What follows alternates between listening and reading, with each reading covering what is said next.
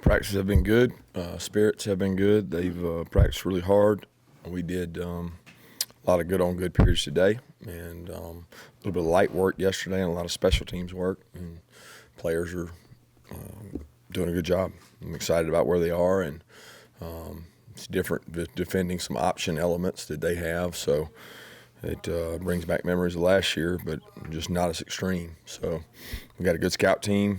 Some guys have been working on their plays during extra periods last couple of weeks just to get used to some of the things that Georgia Tech does offensively, and they got some similarities to us defensively. So it's easy to give them a good picture.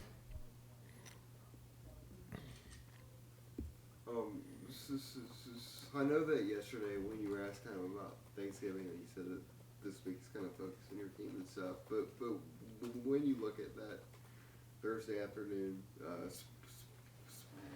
specifically like when you have that time with your own family, what's your favorite part about that? And then also, of all the sides on Thanksgiving, which one's your favorite? My mom's stuffing is probably the best. She does a great job with that. So I enjoy the turkey and dressing, and that's kind of my favorite part. It's traditional, and it's my mom's go-to. So I enjoy it. But my favorite part of Thursday is just being with my family and being thankful for all the blessings we got. My brother lives in town now, so I get to share it with his family as well. And then we have players come over from time to time, and that maybe couldn't go or got too far to go, and getting to enjoy just mainly eating. I like to eat. I usually would nap, but we eat so late because we have to practice in the midday. So by the time I get home to eat, there's no nap. It's just bedtime. So we eat and then go to bed. Back in the day, I was a napper. I've been asked you lately about D'Wan Mathis, how he's doing, when if he might be cleared to just his future in general. Yeah, he's been cleared to do more. He's been cleared to do practice, not take hits, so that prevents him from being able to play. But he's able to do more in practice. He's been scout team quarterback for the last couple of weeks now and done a tremendous job. He helped with the Bo Nix scout team stuff. He helped. Even last week with the scout team stuff, because he's able to simulate some of these guys we've played. So that's been a big bonus for us. But as far as when is he going to be completely cleared, I'm not sure. But it was a step up in clearance when he could go 11 on 11 and throw the ball and give us a look. You may not be able to answer this, but is the process of clearing him, does he go back and get like scans and stuff like that? I mean, is it just kind of every so often he goes back and gets checked in like that? It is, but it's a deal where they don't want to scan him a lot because of the radiation stuff, so they don't want to do it. They have benchmarks and points where they want to do it in time, which they've done, and they want to see the recovery and the healing. And there's 3 or 4 medical experts that Ron and his staff have called on from different departments. One, an NFL representative, one of them's a Harvard doctor. I mean, they got 3 or 4 guys that are nationally renowned for this exact craniotomy surgery, and they kind of pool together with what they think is best. What is it's obvious with Jake Kamara, he has a really powerful leg, and you've talked about that throughout the year. Has there been anything specific that he's done to kind of hone that in, and he's obviously had a couple of really good games in a row here? I can't say that he's done anything to hone it in. He's always had a powerful leg. I mean, that's why we signed him. He was a tremendous kicker in high school, and he was a great punter. He's got great lift. I mean, he lifts the ball on kicks really well, too, as well as punts. I can't pinpoint. He might be able to tell you better what exactly the trigger point's been. I think he's just more comfortable in the moment, and he's more experienced. So he's done a really good job making some big punts. I know the mindset side of things, the sports psychology side of things, he's met with people and done stuff there. I think that's helped him too. I know you hate to think about life after Rodrigo, but is he going to be considered? Will you look at him as a place kicker as well once Rodrigo moves on? Yeah, I mean, we're recruiting them. We've got guys at that position as well that we're recruiting and excited about. But Jake will be a consideration because he's done it all his life. He's the consideration there will be whether or not the effect of the total burden of kicking would be detrimental to him. But we'll use the best guy, that's for sure. How have you prepared your team, or what have you said to them just about the?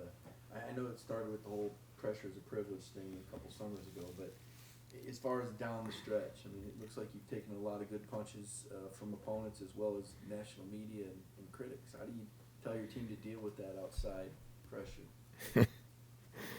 We have no consideration of anything outside here. I mean, we really don't. I mean, we don't have any control over it. So that the thought of those things never even crossed my mind because I don't look at them as punches. I don't look at them as jabs because I don't really listen to them. So it's not motivation for me because if I need that for motivation, then I'm not going to go where we need to go. If our players need intrinsic, I mean, I just feel like you have to motivate because you want to be great. You have to motivate because you want to be better. It's not about what people are saying or criticizing. I mean, they have a right to do that. I understand it, and we're critical of ourselves. So we have a lot that we need to improve on, and some of the things they're saying, they're dead on. But that didn't motivate us. It's just things we got to get better at.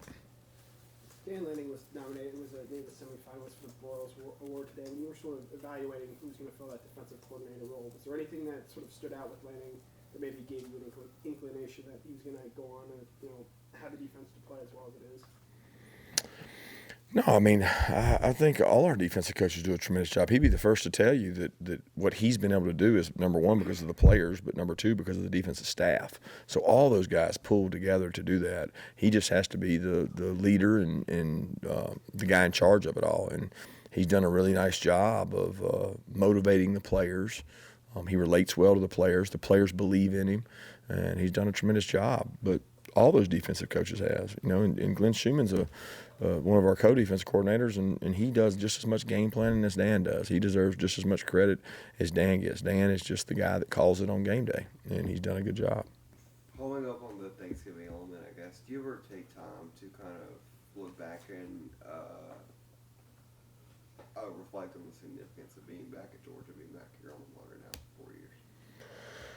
I mean, I do when I run into people in the off season, but not much in the season. I mean, it's great to be home. I mean, it's awesome to be here, but there's not I mean, I don't come into work thinking about that. I'm thinking about what we can do to get better, what we can do to improve, and that's constantly it's just what you do. You don't sit back and really acknowledge where you are because you're always trying to go somewhere else, and that's what we're trying to do is like, where can we take this program? Where can we go further? And that's what I'm always trying to do is take us to a different spot. You guys have had your struggles offensively. It's been like one area or another, red zone here or there. A couple of players heard lately say they feel like you guys are close, that when you look back at the film, they see this or that. Do you feel that too? I mean, do you feel like there are just one, two different things that if you're just doing better, you guys are playing at a much higher level?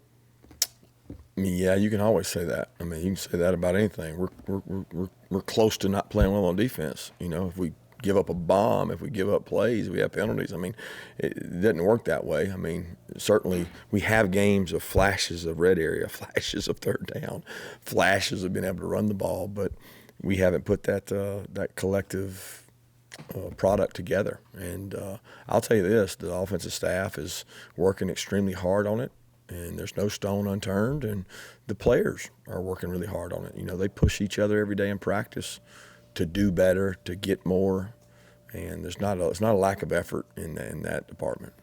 How did the 3 interceptions and I guess a fumble against South Carolina affect things on offense in terms of Jake hadn't had a hit since then, but maybe not as productive as an offense. So good and bad. I mean, is there any kind of risk reward that you guys? I don't think so. I mean, I think look at Florida game. I mean, there was risk reward there, and he threw the ball well and was productive. We didn't run it like we want to, but I mean, he wasn't worried about those things. He was in rhythm. He was throwing the ball well, and we protected really well. So he did some good things. And I mean, you still go back to that game, and there's it wasn't like there was 3 bad balls. I mean, a couple of them, those things are going to happen.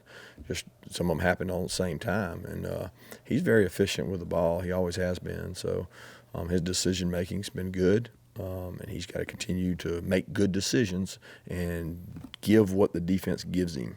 Take what the defense gives him. And when he does that, he's usually accurate. This seems to be, I hope I'm not jinxing it for your sake, but it seems to be another year where you have less key injuries than other teams. Is it kind of credit to what Scott and his staff do and kind of the whole mantra of physical practices? So is that to credit, or does a lot of it still come down to luck? I don't know. I would say Scott and Sinclair and staff have a tremendous part of that. We take pride in that, but I mean, they lift hard. I think our depth is what prevents that a lot of times. I mean, there's been significant injuries to me when you think about Cager and Tyler Simmons and D-Rob at a position that we were very light in. Those were kind of significant to me. Now, if you're talking about quarterback and running back, it's probably not the case. But we've had more this year on the offensive line, it seems, than we've normally had. But the strength staff does a tremendous job. I mean, we're one of the healthiest teams year in and year out because of what they do in the weight room. But we also have a really good, deep roster that allows us to be competitive and physical in practice because you're maybe not as concerned about losing a guy in practice because we got good depth. I mean, it's not great, but it's good depth at a lot of positions. So our kids push hard through it. Will Stokes be back in the 3-corner rotation? Did he end up going like you? Yeah, he's practiced. He hasn't had a lot of contact, but he's done everything in practice, just non-contact for a couple of days. He'll be contact tomorrow. You've gone dating back to that South Carolina game. Also, your defense hasn't given up to play longer than 30 yards. What do you attribute that? How much of that? I know you say you don't play them, but don't break. But how much of that is scheme versus just execution? It's both. I mean, we're definitely not bend but don't break. I mean, we've been aggressive. You go ask the teams we played, they'll tell you that we've been really aggressive. And you're going to give up some plays when you do that, but you play at a really high level when you don't. I mean, if you can be aggressive and not give up plays, I mean, who wouldn't take that? And for a couple games, I mean, we've been able to do that, and that's a credit to the back end. That's a credit to the communication. It's a credit to the signal caller. It's a lot of things involved in that. But if you could take away some of those big plays, especially earlier in the year, it would certainly put us in a much better place. Do you think the emphasis on havoc rate has had as much of a positive effect, even if the havoc rate itself may not be jumping off the stat sheet? Well, we've been very pleased with the havoc rate. I don't know what it is publicly, but I know that we charted every game, and I think we've had it every game. We've hit our goal of 20%, but 2 or 3 maybe we didn't. We had a string there where we struggled to get our rate, but the last 2 I know we have, and that's always a big measure because if you have havoc, you usually have third and longs because that means on first and second you either had a batted ball, a tackle for a loss, you're getting them behind the sticks. And I felt like the last 2 games we've really had people in third and long a lot, and that's helped. That havoc rate has definitely helped our defense because it's given us more negative plays. It has not equated to more turnovers, which you would usually think it does, but it hasn't. Kirby, J.R. Reed was named a Thorpe Award finalist. You look at his numbers don't jump off the stat sheet, but I know he does so much more. Can you talk about why you think that's a fitting accolade for him? Yeah, he's a leader of one of the best defenses in the country. I mean, statistically, he's the quarterback. He makes all the checks. He makes all the calls. I mean, you guys know the stats better than me, but he's the one that sits back there and makes the decisions for a defense that's played really well this year. And I'm proud of the way he's played. And I think part of getting awards is based on how your team does. And I tell people all the time, you want national awards, win football games. Together, everyone achieves more, team. And when we do that, we got guys in Groza, we got guys in, we got several guys out there for different awards. Andrew's up. I mean, it's just, you get those things when you have team success. And JR's, no doubt, a product of that team success, and his hard work has brought that to him. 2 more questions. Speaking of the havoc rate and the secondary, it really seems like the last couple games, DJ Daniel has kind of shown up everywhere. Have you guys seen that as well? I mean, do you think that he's gotten a lot better since maybe earlier in the season when he was a little bit green? DJ's played well. DJ does a good job. You know, we felt like DJ was one of our best corners all along. He came and worked with us in the bowl practice, and he was covering Riley and Miko, and we felt good about DJ and confident in DJ all along.